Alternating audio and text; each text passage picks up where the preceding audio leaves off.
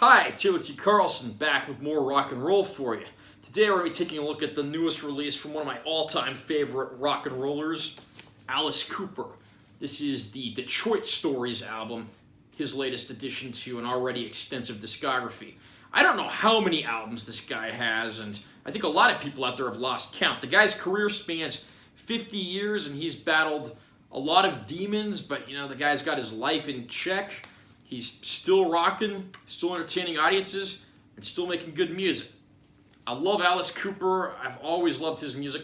And probably have to move the camera for just a second. This record right here is actually Pretty's For You. That was the very first Alice Cooper album, which was released on Frank Zappa's Straight Records. And I'm going to move the camera for just a second. This right up here, that's the inner gatefold from Pretty's For You.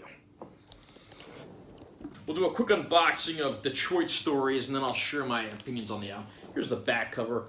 Wouldn't be an Alice Cooper album cover without him having his signature eye makeup on. There's our track list. This is split across 2 discs. On the inside, no fancy liner notes or credits here, just cool artwork. The kind of stuff you really couldn't do justice to in a dinky little CD package. One of the reasons I love vinyl so much. And we'll go ahead and check out the records now. And these have, the track lists, lyrics for the songs. Like, you look at any one of these songs, it's got the writing credits, and then down below you got a list of who all played on each song. And sometimes it's fun just to look at these and see that when we go down here and see who pops up. And let's take a look at disc 2 now. This is stuck in there pretty good, so bear with me for just a second.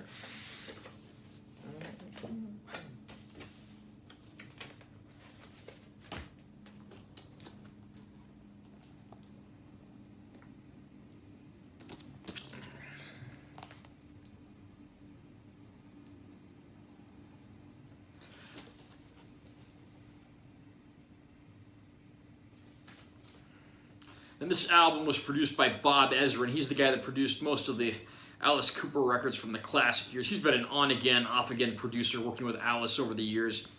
He was a co-producer on Kiss's Destroyer, Pink Floyd's The Wall, Hanoi Rocks, Two Steps from the Move, and a lot of the more recent Deep Purple albums. Bob Ezrin is a guy who gets around, and he definitely knows quality artists to work with.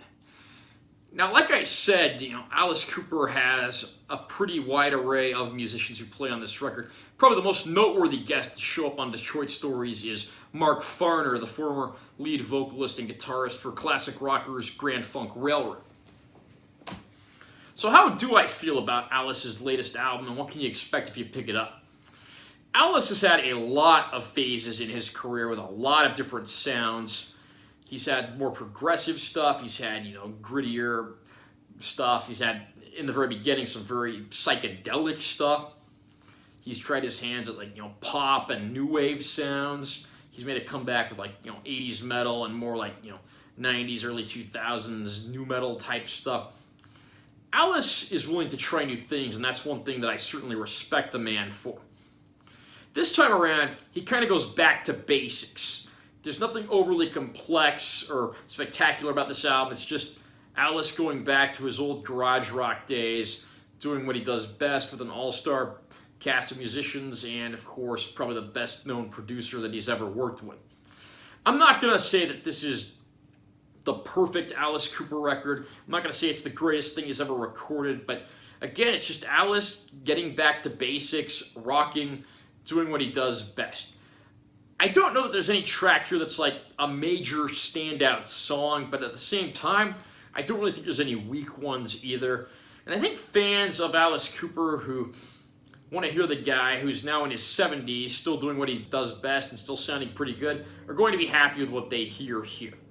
What about you? Have you had a chance to listen to Detroit Stories yet? Where would you rank it in terms of the Alice Cooper discography? Comment down below and let me know what you think. Also remember to subscribe to this channel for more content and give this video a like if you found it helpful or interesting. I'm Taylor T. Carlson. I'll see you next time.